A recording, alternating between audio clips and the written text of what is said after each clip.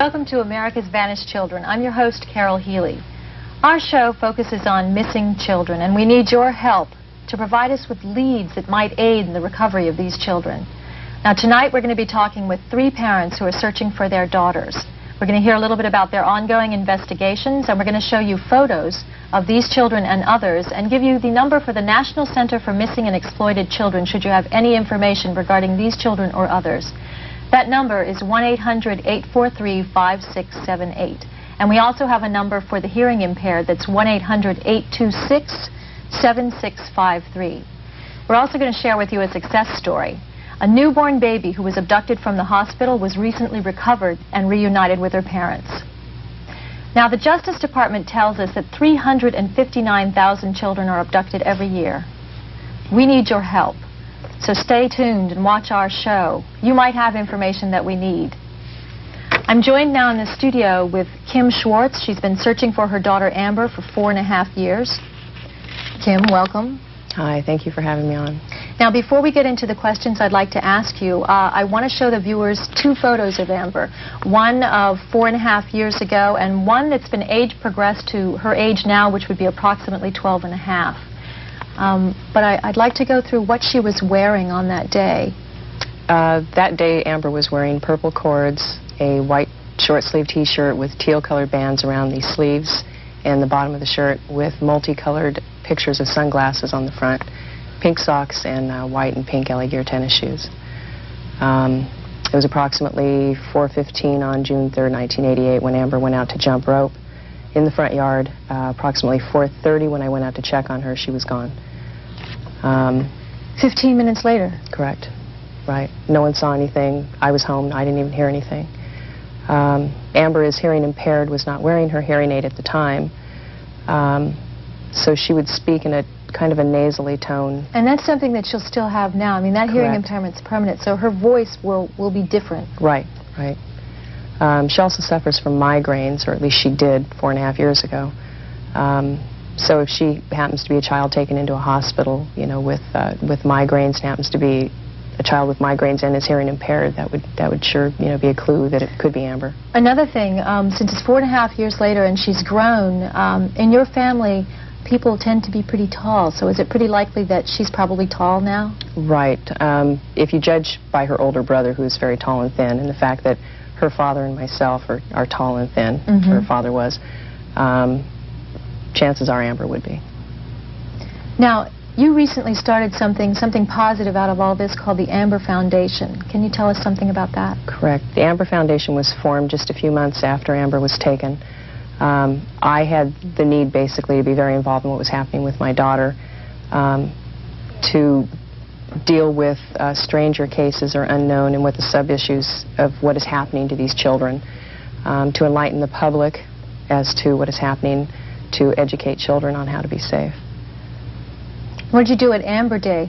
I know recently Pinole hosted Amber Day. Right. What kind of events? Amber Day is always in August, somewhere very close to Amber's birthday, which is the 19th.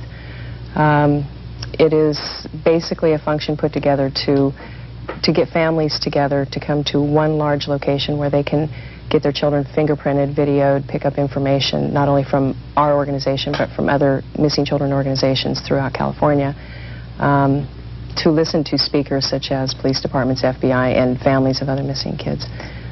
So that you can give advice to other families about how they should not leave their children in cars? Correct. What other kinds of things do people take for granted and do all the time they really shouldn't? Lots of latchkey kids nowadays, so if your child is left at home, they should be instructed not to answer the door.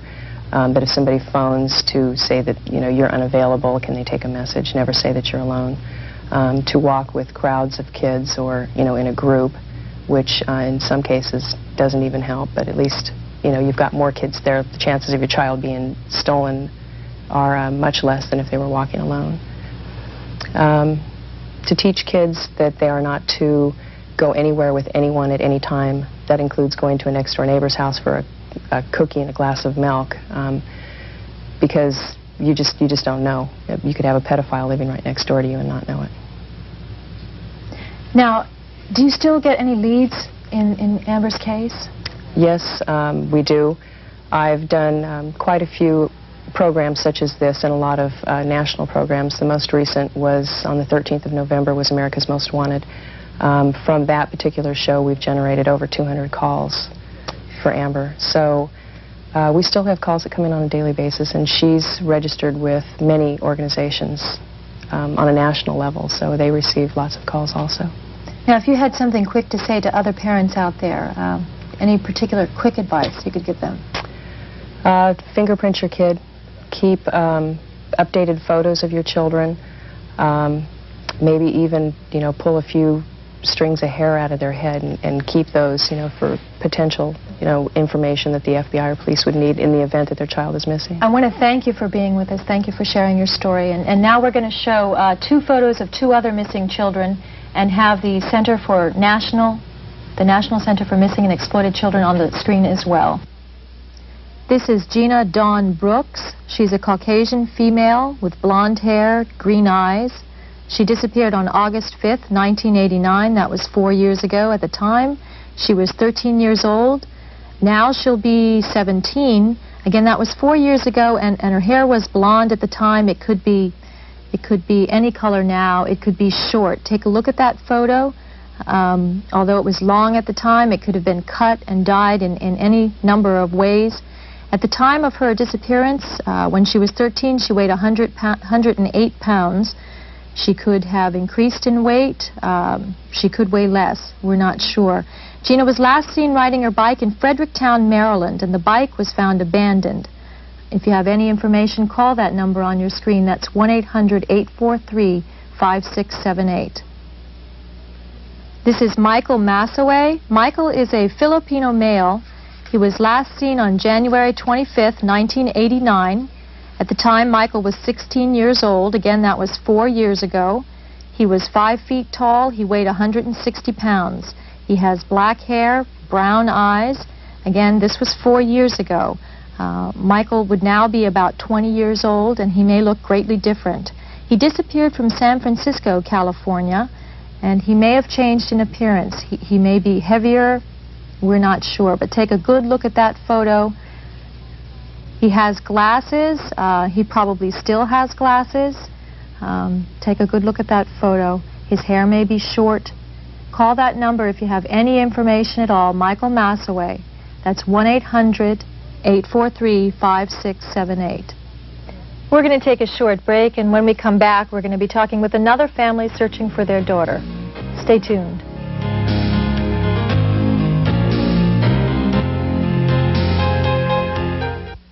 Many children, after they are either runaways or kidnapped, must turn or are forced into prostitution. Here are sections from a previous program we did on the subject. Investigations in other cities have shown that boys 13, 14, even younger, are coerced into prostitution with threats of physical violence and are sometimes shipped across state lines, shipped to the older adult men who desire young boys for sexual acts. Occasionally, these boys' episodes with their older clients ends in physical violence.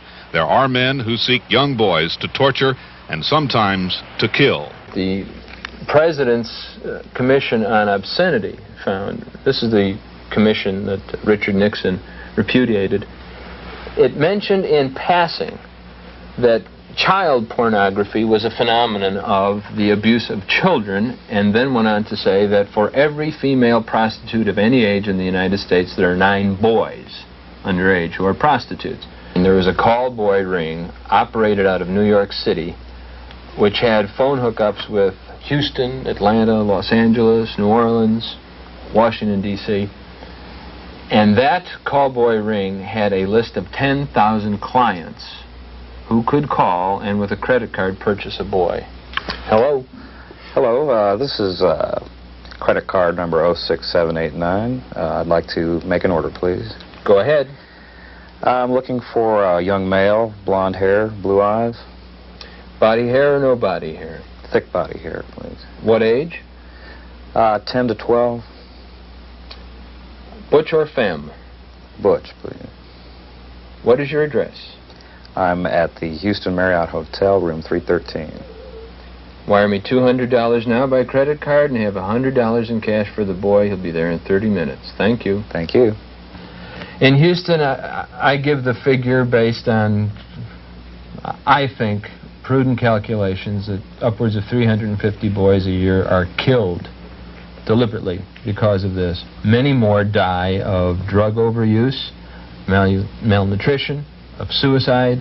The national toll per year is in the thousands. Every year, kids die violently because of this. The kind of individuals involved are down the line, almost in every instance, in the cases I've investigated, men who are very powerful, usually very wealthy, and usually administrate control over a large number of people. 16-year-old boy came to us telling how he'd started as a prostitute at age 12 and now is employed by a large Houston corporation. The corporation pays him from a well-covered slush fund. I'm working right now, like just, with the corporation. And what's that? How's that work? Well, when their executives or, their business people are in town, they're sent to our apartment and we entertain them while they're here. Okay, what's that entertainment usually involve? What do they usually demand, or what do they want?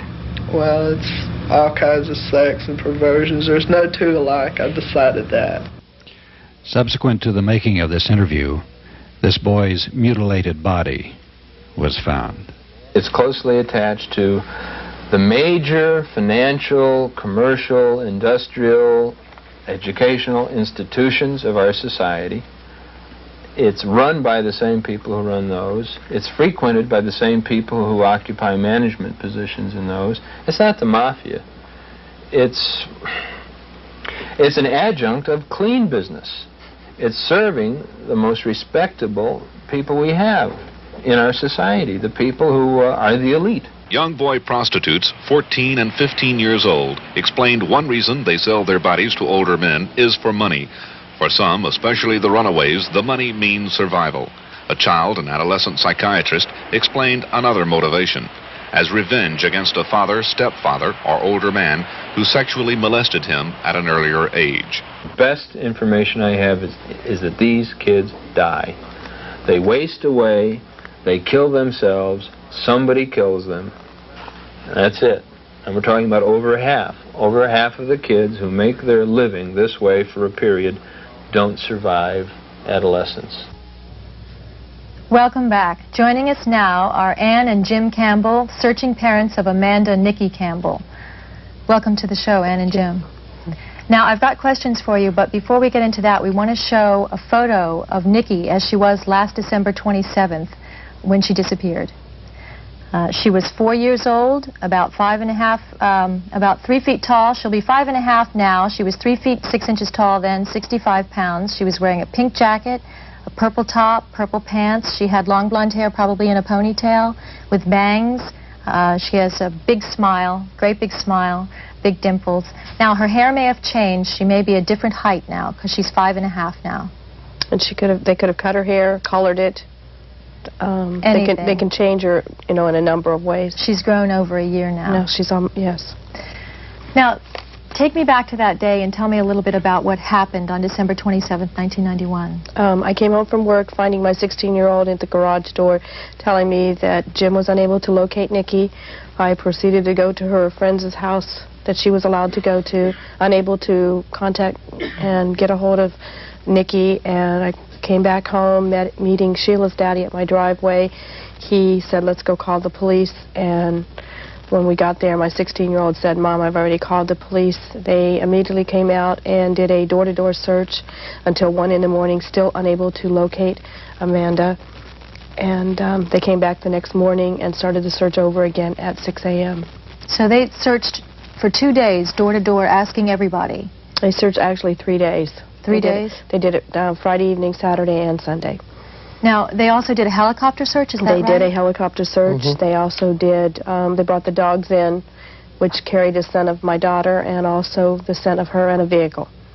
And what did the dogs find? The dogs led them that she was taken out of the neighborhood to the nearest McDonald's and onto I-80 West, which is exactly 90 seconds from my front door.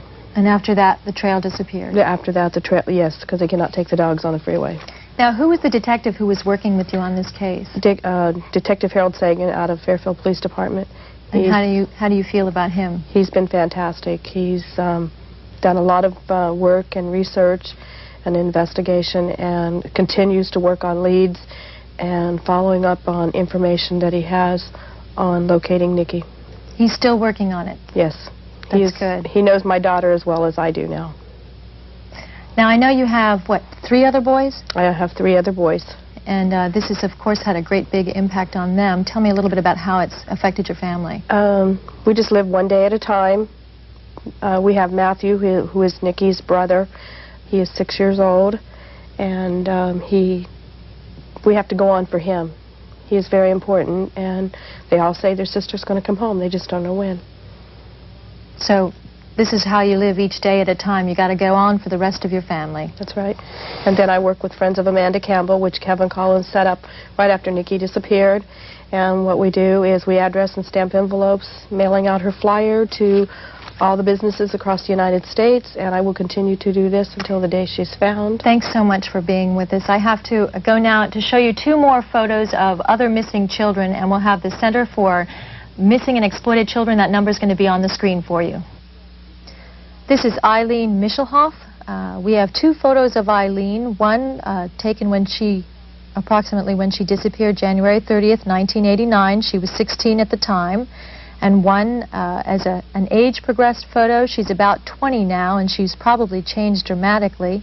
Eileen was last seen in Dublin, California on Monday, January 30th, 1989. She was wearing a charcoal gray pullover polo sweater, a horizontally striped pink and gray skirt, black low-top Keds, and carrying a dark blue backpack.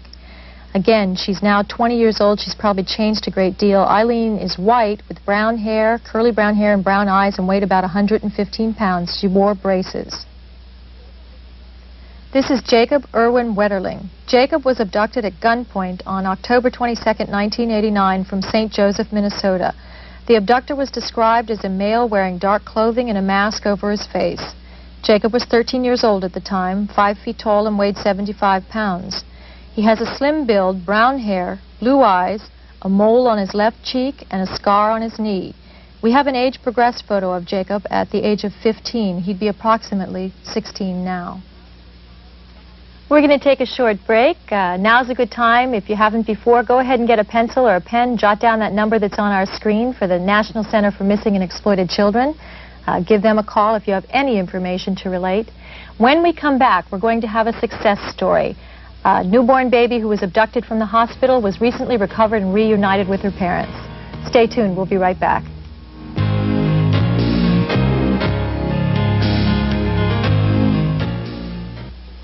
Children are the largest group of Americans living below the poverty line. They have to reach higher for what others take for granted. Health care, balanced meals, encouragement to learn. But with help early on, children in your community can gain the skills to get out from below the poverty line. It takes programs like Success by 6 and people like you to help them take the first step. Call to learn more. Change the world of a child, and you change the world.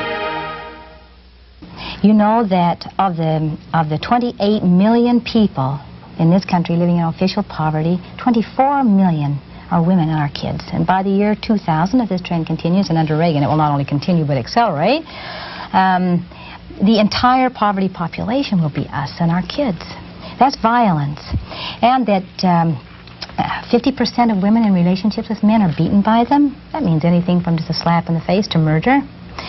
And that 1 out of 3 women can expect to be raped in her lifetime, and that 1 out of 4 women under the age, or girls or females under the age of 18, before they reach age 18, will be sexually abused, incestually abused by some member of their family, their father or grandpa. 1 out of 4? 1 out of 4. Yes, I've seen that. 1 out of 4. It's absolutely an epidemic. So think of these little children that are molested as little ones. 1 out of 3 females are molested before they're 18 years old.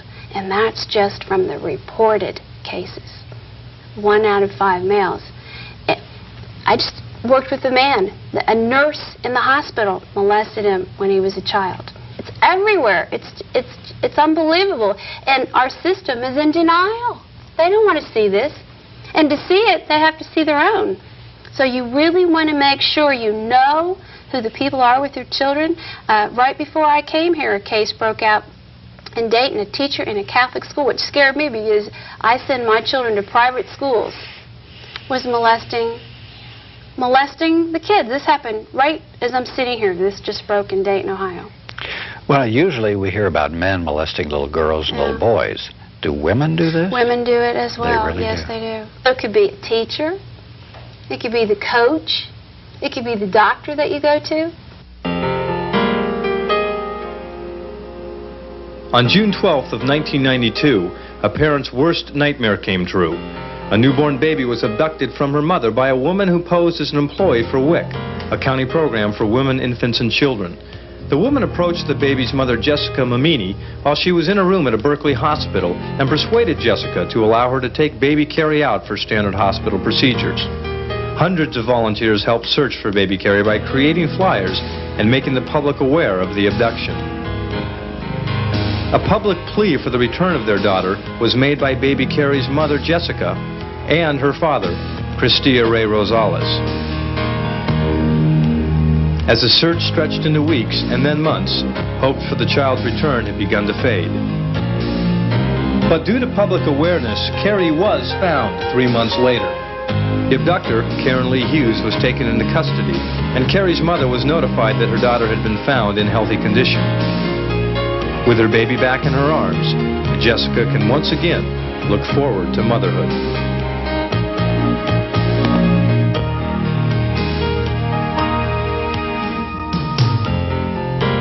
That was a wonderful recovery story. I hope we can add many more. Now I'm joined by Georgia Hilgeman. She's the Executive Director of the Vanished Children's Alliance. Welcome to the show, Georgia. Thank you. It's a pleasure being here. Now, the Vanished Children's Alliance was involved in the baby Carrie recovery case. We were involved in the case during the 3 months that baby Carrie was missing. And baby Carrie, I'm happy to say, was located as a result of a tip from a neighbor of the abductor, who was aware that baby Carrie was missing and became suspicious when her neighbor showed up with a child that did not seem to be hers, and the stories were conflicting. So after 1,000 sightings on baby Carrie, there was in fact one tip that led to the happy reunion of mother and child. That's something important for our viewers to keep in mind. I mean, if they see something suspicious, they can do something about it. Absolutely, and we are absolutely in need of the public to participate in assisting the efforts to bring children home. And what would you suggest, if somebody sees something suspicious, who should they call? Vanished Children's Alliance? They should call, number one, their law enforcement agency. They can contact the Vanished Children's Alliance at 1-800-VANISHED. We have a toll-free sighting line, and we will then take that information and get it into the proper hands. Now, baby Carrie's been reunited with her parents, and they're doing well? They're doing real well, and as a matter of fact, a week after the recovery, I was able to hold baby Carrie in my arms at a picnic. So it was the realization that, in fact, all our efforts bring a child home, and that is very rewarding. Now, tell me how you became involved with Vanished Children's Alliance. I became involved because of a personal experience. I had a missing child for 4.5 years, and as a result of that personal experience, after she was located, I became involved in the formation of this organization, which today is a national organization dealing with the prevention, location, and reunification of missing children. One of the things that made you build the Vanished Children's Alliance, there was nothing to help you. There were no organizations that I was aware of in those days, and I was left to my own resources to try to locate my child, and I made a lot of mistakes, and actually sort of graduated from the School of Hard Knocks, and through that, what I learned, I've been able to put into an agency and educate staff and train law enforcement agencies on improved ways of locating children. There are several different categories of missing children. Can you tell me a little bit about that? Yes. The three main categories of missing children are those children that run away from home. The second category are those children that are taken by family members, usually non-custodial parents. And the smallest category, however, perhaps the most endangered, are those children that are taken by non-family members. People who are not related to the children, may be known by the children or unknown by the children. Maybe someone in the community, someone walking up and down the street, walking their puppy every day, or a neighbor. that person is known to the child, so that person is not a stranger, but that person could in fact be the person responsible for taking a child away. So one of the things you'd like to do through Vanished Children's Alliance and the other agencies is educate parents and their children about what a stranger is, what an acquaintance is. Exactly. All types of safety information is important to be known by community members and the public at large. One of the things I wanted to find out is what people in the community can look for. What kinds of things can they be alerted to that might be amiss, that might tell them that something needs to be investigated here? When a child shows up to a home where there wasn't a child before, when the child's identity seems to be changed, a child uses different names, or the child's hair has been dyed, or a little boy is dressed up as a little girl, when something seems different, I think it's important that the public sort of follow that instinct and that gut reaction and to take some, do something about it and contact law enforcement, contact the Vanished Children's Alliance. Just don't forget about it, because it could mean the difference between a child remaining missing and a child coming home. If you had advice to give to parents, just a little capsule to tell parents, give me just a few seconds. I would say develop communication with your child so there is an open flow of communication. Do not leave young children unattended. And listen to your children. Listen to them, because they may be giving you messages about what's occurring in the community. Thank you, Georgia. Thank you. We have two more children that we'd like to show you on our screen. We'll show you their photos and give you the center for the National Center for Missing and Exploited Children. Thank you. This is Jennifer Nicole Patterson. Jennifer was last seen in Spring Lake, North Carolina on June 23, 1991. She's a white female, approximately 9 years old, 4 feet 5 inches tall, weighing about 60 pounds. Her hair and eyes are brown. She has a freckle on the end of her nose and a small scar on her right temple and a scar between her eyes. This is Charles Arlen Henderson, last seen on July 25, 1991 in Moscow Mills, Missouri. Charles is 4 feet 6 inches tall and weighs approximately 75 pounds. He has blonde hair and blue eyes. He was 11 years old at the time of his disappearance. He has a slender build, a light complexion. He was last seen wearing a camouflage t-shirt with camouflage pants. His hair was cut in a crew cut. If you have any information, call the number on your screen. Any information we can get from you is, of course, very important. But equally important is prevention. So here's Ben with some safety tips for your family to prevent child abductions. My name is Ben, and welcome to Safety Tips. I hope you practice these safety tips because you're going to need to know them. Number 1, my family uses a secret code word. If anybody comes to pick me up at school and they don't know the secret code word, then I don't go with them, even if I know them. Number 2, my parents tell me to use the buddy system and walk and play in groups because there's safety in numbers. Number 3, my parents said if an adult tells me a secret, then I can tell them because they're my friends. Number 4, my parents say that if a guy comes up to you or a lady comes up to you and says they're a police officer, then they've got to have a badge, a uniform, and a police car. Number 5, my parents taught me the 3 rules if I ever get in a dangerous situation. Number 1, I can say no. Number 2, I can run away screaming help. Number 3, I'll tell a trusted adult.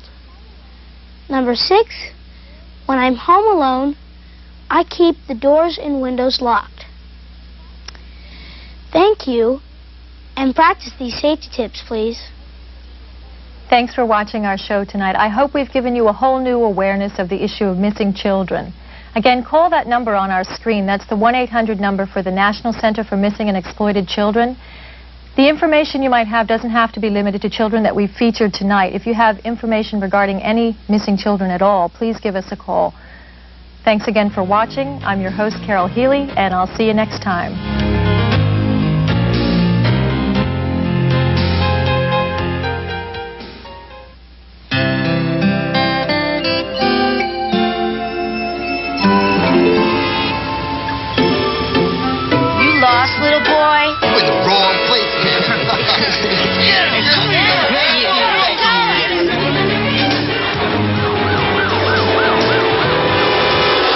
Dr. Victor, this isn't just a drawing, it's a cry for help. Listen to the children. Learn to protect them from drugs and violence. Call now and take a bite out of crime.